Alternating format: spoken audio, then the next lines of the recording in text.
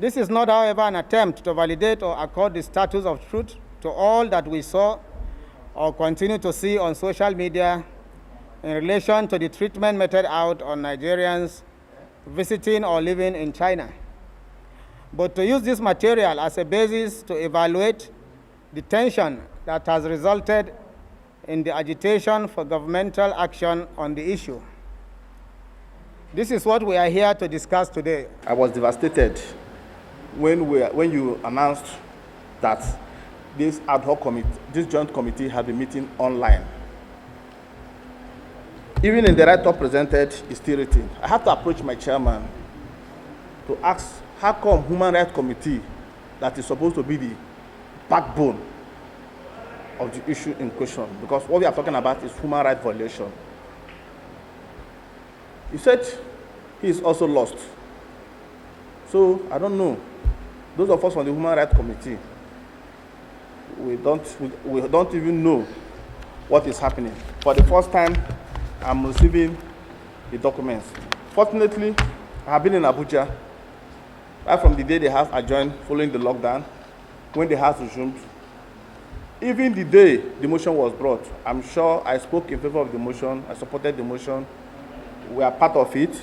But unfortunately, a critical committee like Human Rights Committee has been eased out.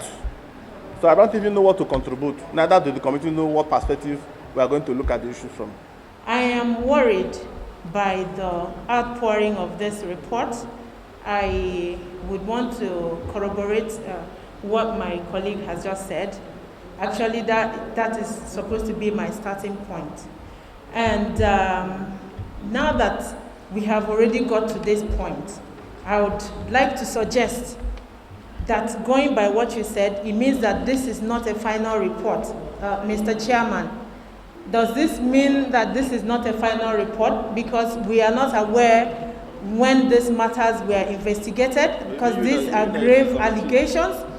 If we have Chinese and other foreign nationals living in Nigeria and we have not dealt ruthlessly with them in the face of this COVID-19 pandemic, I want to believe that we should not treat Chinese government with kid glove if they have treated citizens like this.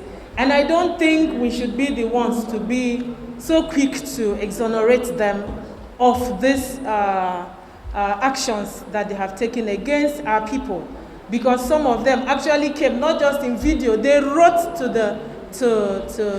this government and then even to the sponsor of the motion. So I would suggest that we put these petitions again back to the various committees so that we can review them and then come up with a more understandable and factual report. What we did is we asked the secretariat, that is the clerks of the 4 committees, to write the government of Nigeria through the Ministry of Foreign Affairs, write the Chinese embassy, get information from communicate the sponsor of the motion, and then any other source of information.